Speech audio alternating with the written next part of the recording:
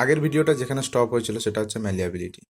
তো কি এই ম্যালিয়াবিলিটি? এই ম্যালিয়াবিলিটি হচ্ছে যে একটা প্রপার্টি মেটালের, যেটাতে by which metal can be beaten into sheets. Metal can be beaten into shits.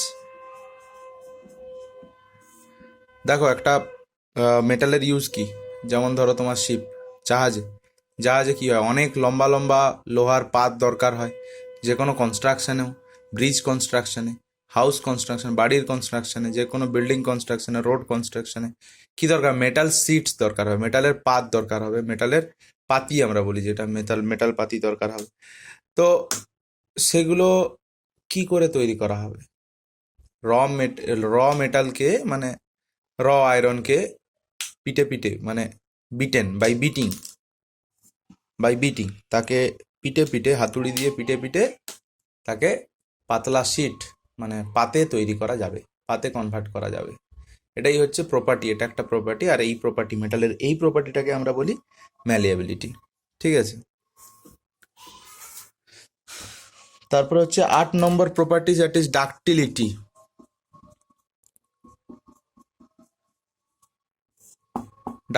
ডাকটিলিটি কি? ডাকটিলিটি হচ্ছে একটা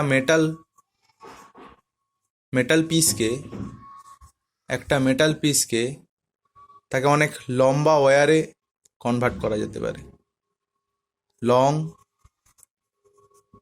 ওয়্যারে কনভার্ট করার যেতে পারে। এই প্রপার্টিটাকে বলা হয় ডাকটিলিটি। ঠিক আছে। যদি বলি, this means metal can be drawn into thin wire, এই প্রপার্টিটার জন্য, বিকজ অফ ডাকটিলিটি। বলে যে 1 গ্রাম গোল্ড নাকি 2 কিলোমিটার পর্যন্ত লম্বা তারে পরিণত করা যেতে পারে। 1 গ্রাম গোল্ডকে 2 কিলোমিটার লম্বা তারে কনভার্ট করা যেতে পারে। ঠিক আছে। গোল্ডের ডাকটিলিটি হচ্ছে সব থেকে বেশি। এই জন্য সামান্য গোল্ডে গয়নার উপরে অনেক ডিজাইন করা যায়, তাই তো। তার কারণ হচ্ছে ইট ইজ ডাকটাইল। লম্বা লম্বা তারে কনভার্ট করে তা থেকে তাকে হচ্ছে গয়নার উপর ডিজাইন করা যাবে। তো নেক্সট যেটা আছে সেটা হচ্ছে melting point and boiling point. 8 নম্বরের পর 9 নম্বর পয়েন্ট কি আছে? Melting point and boiling point. Melting point and boiling point. তো কি এই melting point and boiling point? না, মেল্টিং পয়েন্ট মনে হচ্ছে সলিড থেকে লিকুইডে কনভার্ট হওয়ার জন্য যে টেম্পারেচারে, at which temperature solid converted into liquid, তাকে আমরা বলি melting point. Because solid to liquid, এই যে প্রসেসটা, এটা তো মেল্টিং। এই মেল্টিং প্রসেসটাই, যে টেম্পারেচারে এই মেল্টিংটা ঘটে সেটা হচ্ছে মেল্টিং পয়েন্ট। বয়লিং পয়েন্ট কী হবে? সিমিলারলি লিকুইড থেকে যদি গ্যাসে যায়, তখন এই যে এই প্রসেসটাকে আমরা কি বলি? বয়লিং। আর যে টেম্পারেচারে এই বয়লিংটা হয় তাকে বলা হয় বয়লিং টেম্পারেচার, বিপি। তো এমপি অ্যান্ড বিপি কিভাবে চেঞ্জ হয়, বা মানে মেটালের এমপি আর বিপি হাই হয় না লো হয়?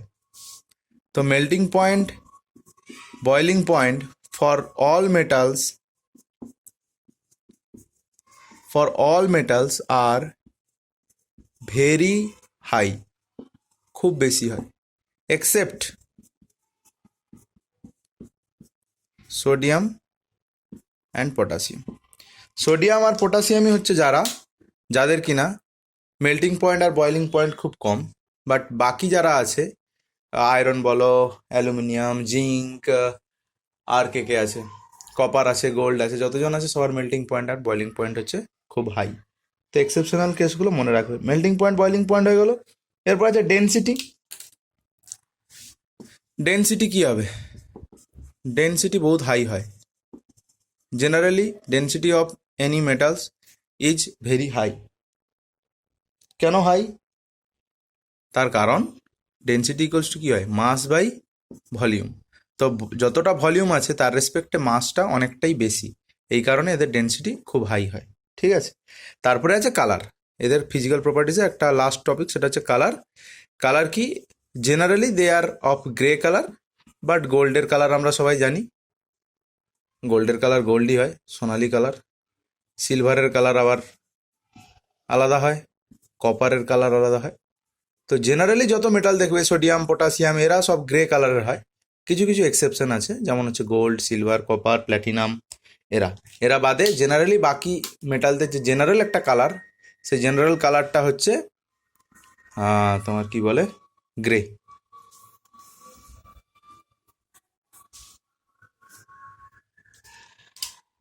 আচ্ছা, এরপরে পড়বো হচ্ছে কেমিক্যাল প্রপার্টিস, যেটা কিনা খুব ইম্পর্টেন্ট। কেমিক্যাল প্রপার্টিসটা পড়া হচ্ছে খুব important.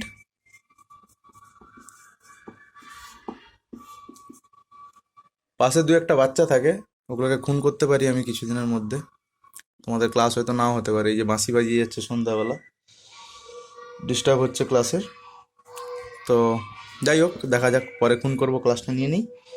Chemical properties of metal, মেটালের কেমিক্যাল প্রপার্টিস কি সেটা দেখতে হবে। চারটা কেমিক্যাল প্রপার্টিস পড়বো, তার মধ্যে first chemical properties. Chemical properties মানে বুঝতেই পারছি যে মানে কেমিক্যাল রিয়াকশনগুলো নিয়ে বলতে হবে। তো ফার্স্ট হচ্ছে রিয়াকশন উইথ অক্সিজেন। ও, অক্সিজেনের সাথে কিভাবে রিয়াক্ট করে মেটালগুলো, তো সেগুলো পড়বো আমরা। তো বলছে যে জেনারেল স্কিম, স্কিম মানে একদম জেনারেলাইজ রিয়াকশন যেটা, সেটা হচ্ছে যে মেটাল, তার সাথে তুমি যদি অক্সিজেনকে দিয়ে রিয়াক্ট করো, তাহলে তৈরি হবে তোমার যেটা, সেটা হচ্ছে মেটাল আর অক্সিজেন দিয়ে তৈরি কম্পাউন্ড, যেটাকে আমরা বলছি মেটাল অক্সাইড। ঠিক আছে, মেটাল আর অক্সিজেন দিয়ে তৈরি মেটাল অক্সাইড। আচ্ছা, এবার কথা হচ্ছে কোন মেটাল কিভাবে অক্সিজেনের সাথে মেটাল অক্সাইড তৈরি করবে, সেটা ডিপেন্ড করছে তার ভ্যালেন্সির উপরে। যেমন কিছু কিছু মেটাল আছে যেন মোনোভ্যালেন্ট, মোনোভ্যালেন্ট মানে একটাই বন্ড তৈরি করতে পারে, ভ্যালেন্সি। সোডিয়ামের ভ্যালেন্সি কত হয়, +1 বা 1। ক্যালসিয়ামের ভ্যালেন্সি কত হয়, 2। অক্সিজেনের ভ্যালেন্সি কত, 2। ভ্যালেন্সি তো পড়েছিলাম। তাহলে সোডিয়াম অক্সাইড, যদি সোডিয়াম আর অক্সিজেনকে রিয়াক্ট করাও, তাহলে কি তৈরি হবে, Na2O। আবার যদি ক্যালসিয়ামের সাথে অক্সিজেন রিয়াক্ট করাও, তাহলে তৈরি হবে ক্যালসিয়াম অক্সাইড। দুজনের ফর্মুলাটা কিন্তু ডিফারেন্ট। সেটা ডিপেন্ড করবে যে মেটালটা মোনোভ্যালেন্ট নাকি মেটালটা ডাইভ্যালেন্ট। ট্রাইভ্যালেন্টও হতে পারে, যেমন ধরো অ্যালুমিনিয়াম যদি তুমি রিয়াক্ট করাও অক্সিজেনের সাথে, তাহলে তৈরি করবে Al2O3। ঠিক আছে, Al2O3 তৈরি করবে অ্যালুমিনিয়াম অক্সাইড। সো কোন মেটালের সাথে অক্সিজেন রিয়াক্ট করে মেটাল অক্সাইড তৈরি করবে, মানে মোনোভ্যালেন্টের সাথে একরকম অক্সাইড, ডাইভ্যালেন্টের সাথে একরকম অক্সাইড, ট্রাইভ্যালেন্টের সাথে একরকম অক্সাইড তৈরি করবে, সেটা ডিপেন্ড করবে মেটালের ভ্যালেন্সির উপরে। ঠিক আছে, তো আমি জেনারেল রিয়াকশনটা লিখেছি, যে জেনারেল রিয়াকশনটা হচ্ছে যে মেটালের সাথে অক্সিজেনকে যদি তুমি রিয়াক্ট করাও, তাহলে মেটাল অক্সাইড পাবে। ঠিক আছে, এক্সাম্পল কি কি আছে, যেমন বলছে যে পটাশিয়ামের সাথে যদি অক্সিজেনকে রিয়াক্ট করাও, তাহলে তুমি কিভাবে K2O। এবার ব্যালেন্সগুলো করছি না আমি, ব্যালেন্সগুলো তোমরা নিজেরাই করতে পারবে। নেক্সট কি রিয়াকশন আছে, reaction of sodium with oxygen, Na+O2 কি হবে, Na2O। লিথিয়ামের সাথে অক্সিজেন দিলে কি হবে, Li2O, লিথিয়াম অক্সাইড তৈরি হবে। ক্যালসিয়াম দাও, ম্যাগনেসিয়াম দাও, যাই খুশি দাও, এরা রিয়াকশন করে সেই মেটাল অক্সাইডই তৈরি করবে। ঠিক আছে, আচ্ছা কোন কোন মেটাল আছে যারা অক্সিজেনের সাথে রিয়াক্ট করে না, তাই তো অনেকগুলো এক্সাম্পল দেখলাম যারা অক্সিজেনের সাথে রিয়াক্ট করে মেটাল অক্সাইড তৈরি করছে, যেমন হচ্ছে potassium, sodium, lithium, calcium, magnesium ইত্যাদি ইত্যাদি। আয়রন তৈরি করবে। তারপর তোমার অ্যালুমিনিয়াম আছে, জিঙ্ক আছে, অনেক মেটাল আছে যারা অক্সিজেনের সাথে, all the metals, maximum number of metals react with oxygen to give metal oxide.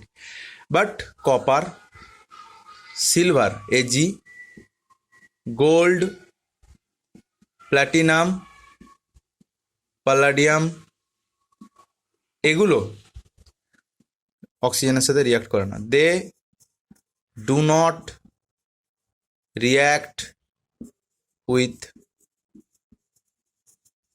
Oxygen, এরা অক্সিজেনের সাথে রিয়াক্ট করে না। ঠিক আছে।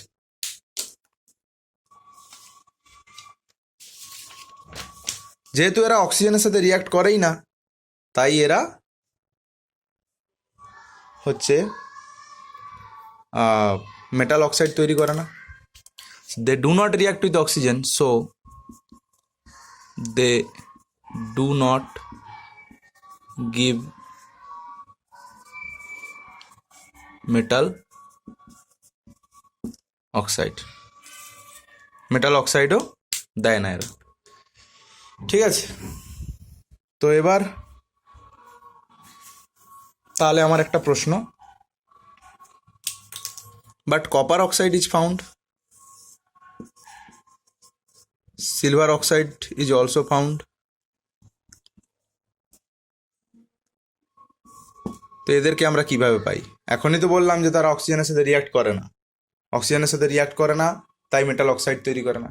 বাট তারা রুম টেম্পারেচারে অক্সিজেনের সাথে রিয়াক্ট করে না।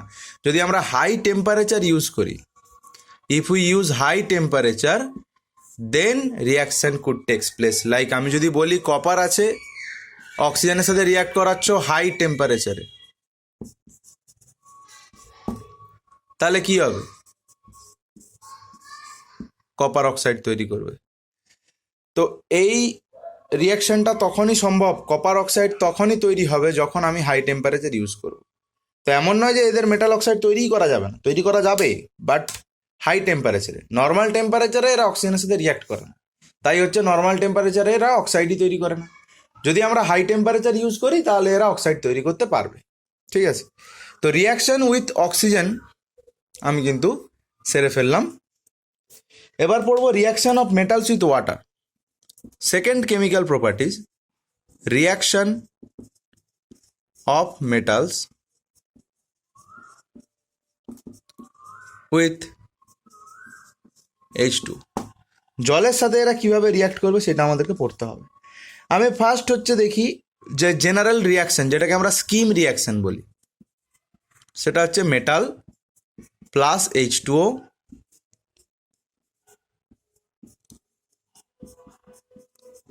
Metal hydroxide plus H2।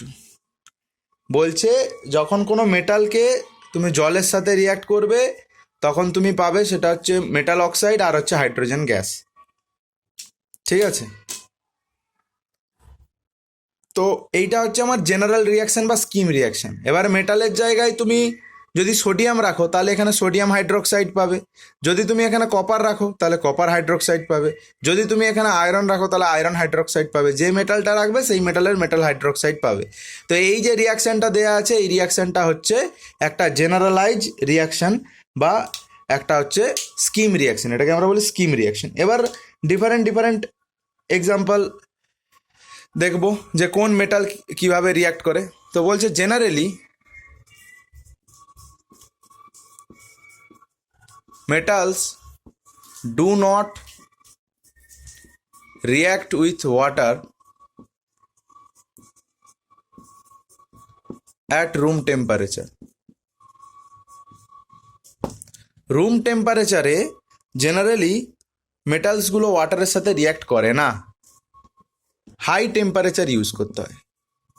কি ইউজ করতে হয়? High temperature. High temperature use না করে আমরা কি করতে পারি? স্টিম ইউজ করতে পারি। স্টিম মানে বাষ্প আর কি। ওয়াটার ভ্যাপার ইউজ করতে পারি। ওয়াটার ভ্যাপারের টেম্পারেচার কত? অবশ্যই 100 ডিগ্রি সেন্টিগ্রেডের বেশি হবে, তবেই তো ওটা ভ্যাপার। তাহলে স্টিম ইউজ করো, আইদার হাই টেম্পারেচার ইউজ করো, হাই টেম্পারেচার তো স্টিমই হবে আলটিমেটলি। তো স্টিমটা হচ্ছে মেটালের সাথে রিয়াক্ট করে, খুব ইজিলি রিয়াক্ট করে, but water do not react with water at room temperature. But কিছু কিছু মেটাল আছে যারা রুম টেম্পারেচারই ওয়াটারের সাথে রিয়াক্ট করে এবং মেটাল হাইড্রোক্সাইড তৈরি করে। তারা হচ্ছে সোডিয়াম, পটাশিয়াম, লিথিয়াম, এইগুলো। ঠিক আছে, তো সোডিয়াম যখন ওয়াটারের সাথে রিয়াক্ট করে কি তৈরি করবে? NaOH plus H2। ব্যালেন্স তোমরা করবে, আমি ব্যালেন্স করতে শিখিনি তাই। পটাশিয়ামের সাথে যখন ওয়াটারে রিয়াক্ট করবে তখন potassium hydroxide plus H2 gas release করবে।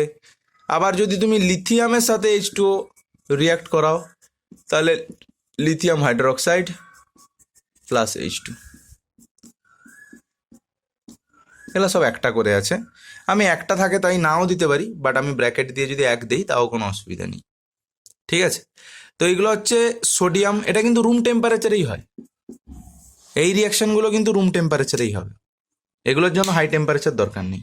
ঠিক আছে, সো অ্যালকালি মেটালস, যত এক্সেপশনাল কেস সব অ্যালকালি মেটালসই করছে। তো alkali metals are generally very reactive, chemically very reactive. তার জন্যই এদের এই ডিফারেন্স বা এই সমস্যাগুলো দেখা দিচ্ছে। যে এক্সেপশনাল কেসগুলো যত দেখতে পাচ্ছি, তার কারণ হচ্ছে, মূল কারণ হচ্ছে এটাই যে তারা খুব রিয়াক্টিভ, তারা হাইলি রিয়াক্টিভ। ওকে, তো এবার নেক্সট যাই। নেক্সট বলছে যে ম্যাগনেসিয়াম বা calcium, they do not react with water.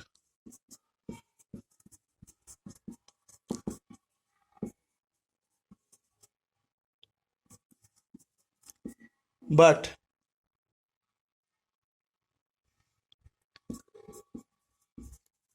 They vigorously মানে খুব তাড়াতাড়ি, ভিগোরাসলি রিয়াক্টস উইথ স্টিম। তারা জলের সাথে রিয়াক্ট করে না, বাট এ করে।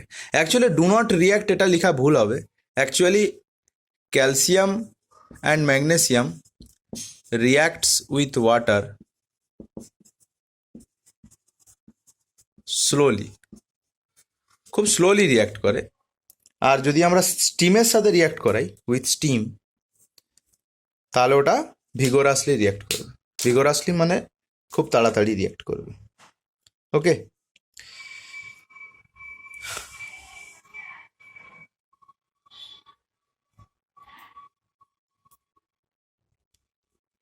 আরও আছে এরকম। অ্যালুমিনিয়াম যেমন কোল্ড ওয়াটারের সাথে রিয়াক্ট করে না, বাট যদি তুমি অ্যালুমিনিয়ামকে স্টিমের উপর পাস করাও, বা অ্যালুমিনিয়াম মেটালের উপর দিয়ে যদি তুমি স্টিম পাস করাও, তাহলে হচ্ছে ওখানে অ্যালুমিনিয়াম অক্সাইড তৈরি হবে। আয়রন আছে, জিঙ্ক আছে। জিঙ্ক, আয়রন এরাও কিন্তু জেনারেলি মেটালের সাথে রিয়াক্ট করে না, ওয়াটারের সাথে অতটা ভালোভাবে রিয়াক্ট করে না। এই যে আয়রনের তো আমরা জানি, iron reacts with oxygen very slowly to give Fe2O3 rust. রাস্টে অ্যাকচুয়ালি Fe অক্সাইড আর Fe2O3 দুটো মিলেই থাকে। তো সেটা যাই হোক, তো এই যে রাস্টিং প্রসেসটা, এটা তো একটা স্লো প্রসেস। এমন তো নয় আজকে লোহা কিনে আনলে কালকেই জং ধরে গেল। কয়েকদিন গেলে পরে ওটা রাস্ট হয়। তো আয়রনের সাথে যে অক্সিজেনের রিয়াকশানটা, এটা একটা স্লো রিয়াকশান।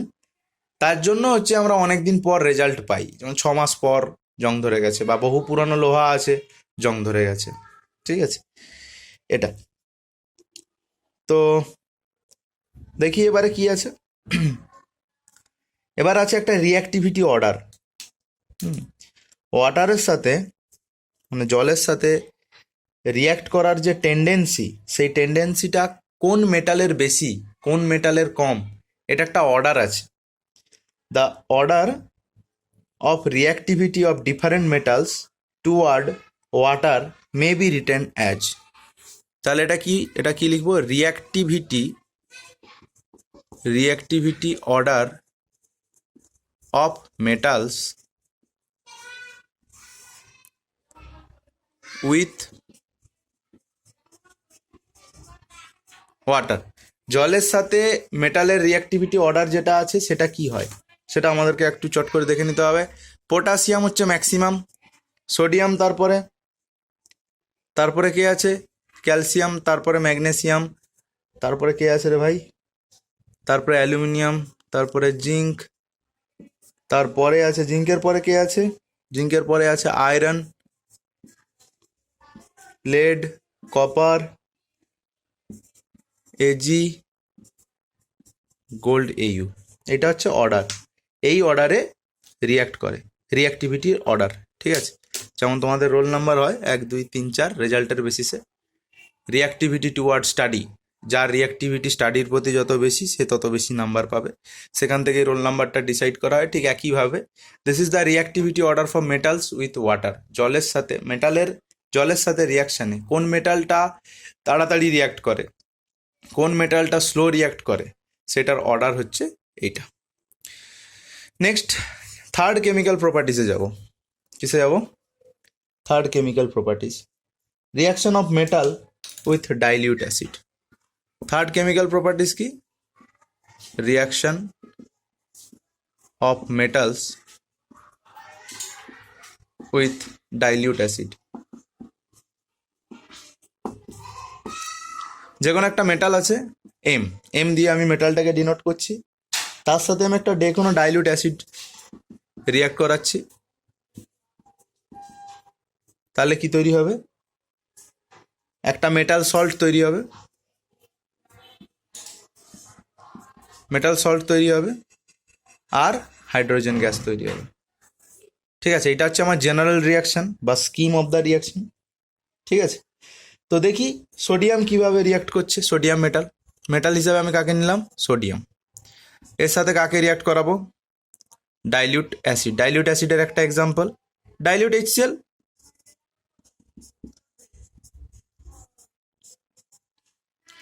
ডাইলিউট HCl দিলে কি হবে? এখানে কি রিয়াক্ট? একটা metal salt NaCl plus H2 gas, balance করার দায়িত্ব কর্তৃপক্ষের। এটা হচ্ছে মেটাল সল্ট। সল্ট কাকে বলে বলেছিলাম? ক্যাটায়ন আর অ্যানায়ন থাকলে সেটাই হচ্ছে একটা সল্ট। সল্ট কি? যে একটা অ্যাসিডের থেকে তার অ্যানায়নটা এসছে আর বেসের কাছ থেকে ক্যাটায়নটা এসছে, দিয়ে যেটা তৈরি করবে সেটাই হচ্ছে সল্ট, একটা ক্যাটায়ন আর একটা অ্যানায়ন।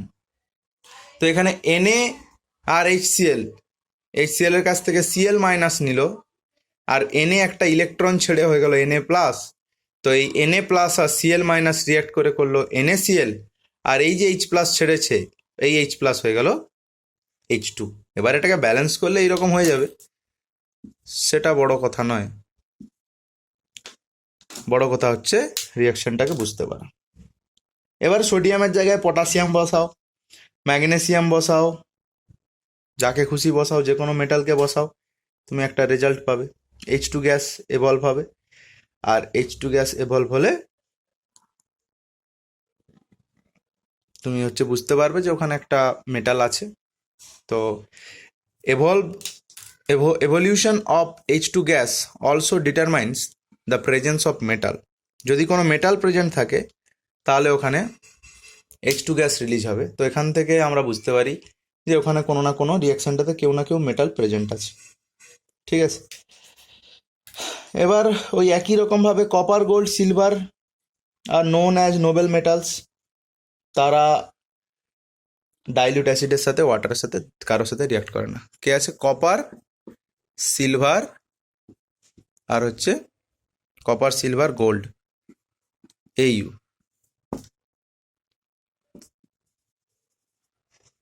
they